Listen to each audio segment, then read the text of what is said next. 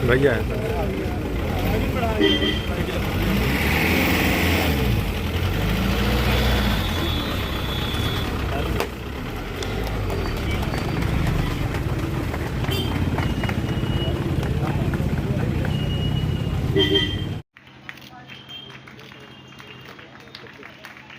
सुरक्षा व्यवस्था के साथ साथ इसमें महत्वपूर्ण योगदान दिया है मनीष कुमार जायसवाल, अशोक दुबे साहब द्वारा, श्रीमती पूनम मौर्य,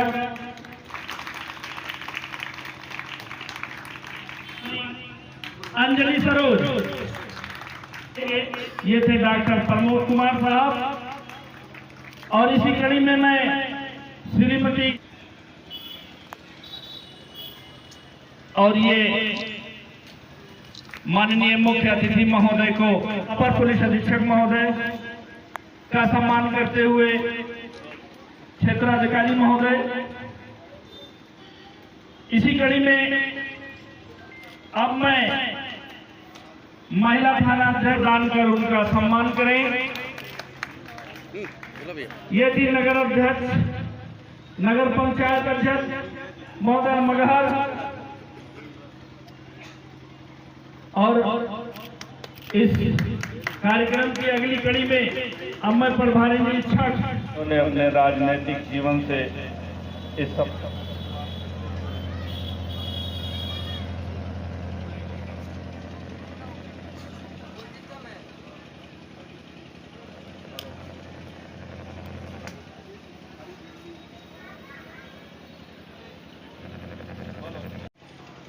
आज पिंक बूथ के उद्घाटन समारोह में उपस्थित सभी सामने बैठी हुई हमारी बहनें, नारी शक्तियां,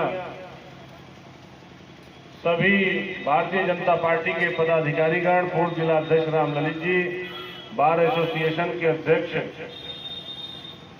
ओझा चाचा, सीओ खलीलाबाद, एडिशनल एसपी संत कबीर नगर, सभी जितने भी थाना प्रभारी, जितने पुलिसकर्मी इसमें लगे हैं, सभी का मैं इस कार्यक्रम में स्वागत करता हूं, वंदन करता हूं, अभिनंदन करता हूं। साथियों, पिंक बूथ एक बहुत महत्वपूर्ण, बहुत अहम रोल पूरे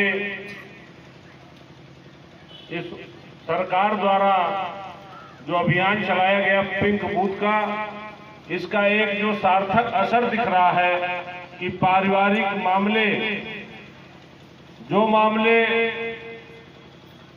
कोर्ट में जाकर के भी खत्म नहीं होते थे, एक परामर्श के साथ, काउंसलर के साथ होता है, तो वो ईगो प्रॉब्लम जब खत्म होती है तो तुरंत वो मामला निपट जाता है।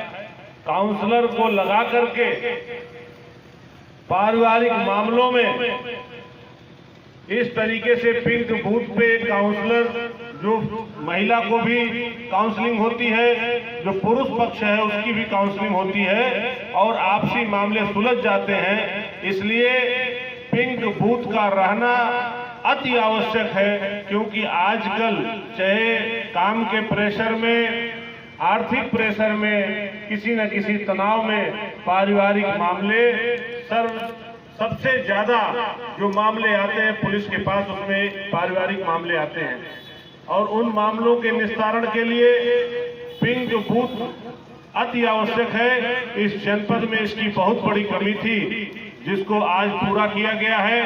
और निश्चित सबसे बड़ी बात इसमें यह है कि ये तीनों तहसील में, तीनों थाने पे ये पूरा हुआ है कि जो धनघटा की महिला थी उसको खलीलाबाद आना नहीं पड़ेगा, और जो मेहदावल की महिला है या खलीलाबाद की महिला को कहीं जाना नहीं पड़ेगा। ये एक पहल है।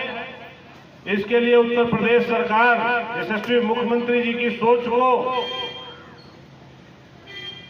सराहना करते हैं हम सब कि उन्होंने उत्तर प्रदेश में सुशासन के रूप में जिस तरीके से पूरे प्रदेश के वातावरण को बदला है।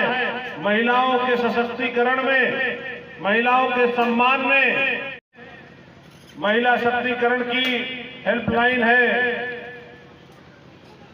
आप सब जानती होंगी 1090, 181, 112, 102, 108, 1098, 101 और 1930 इस सब पैम्फलेट आप सबके हाथ में है कि नहीं है? इसको सिर्फ इसलिए नहीं दिया गया है कि आप इसको ले जाइए और रख दीजिए।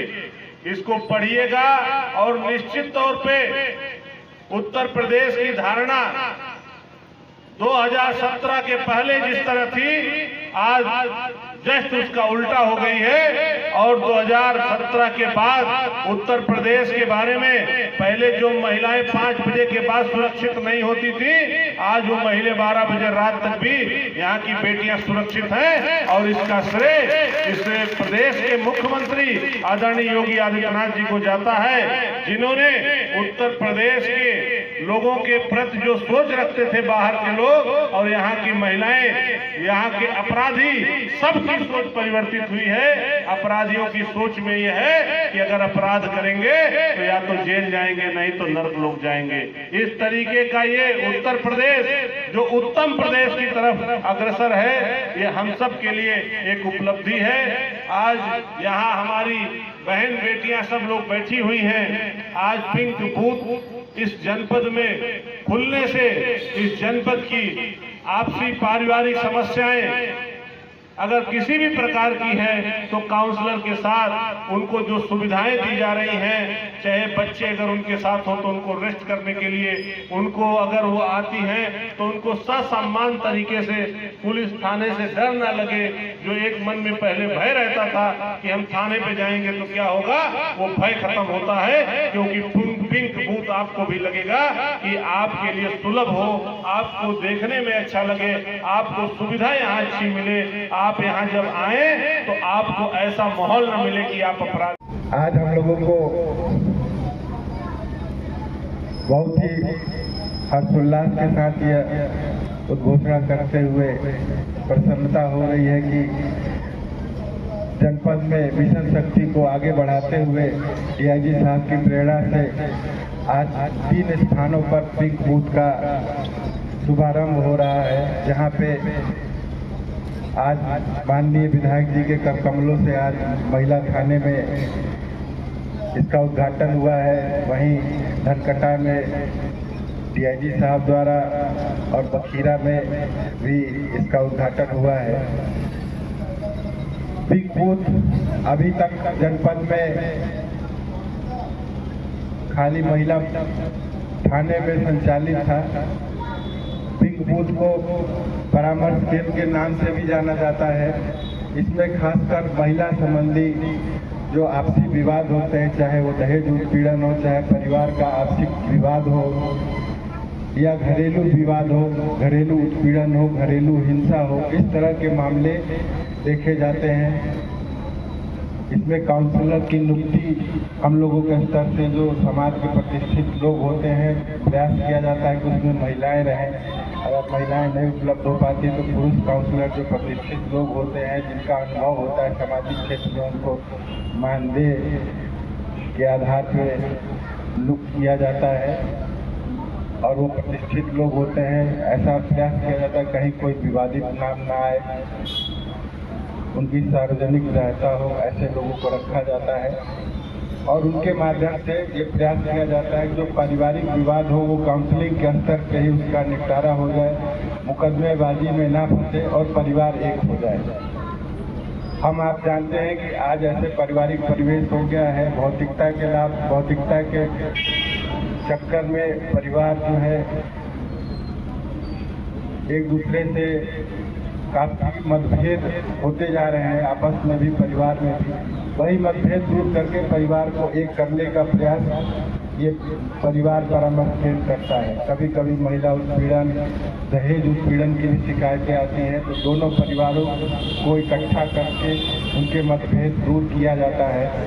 एक सीटिंग में ये चीज़ें नहीं हो पाती हैं, 2 बार 3 बार महीने में हफ्ते में उनको बुलाना पड़ता है, धीरे धीरे मतभेद दूर किए जाते हैं, तब वो परिवार एक हो जाते हैं। और एक तरह से ये एक नैतिक कार्य भी होता है। जब दो परिवार एक हो जाते हैं तो हमको उससे एक विधिक के साथ साथ नैतिक रूप से भी एक पूर्णता प्राप्त होती है कि हम आज एक इस मकसद में कामयाब हुए कि एक परिवार को अलग होने से बचा पाए।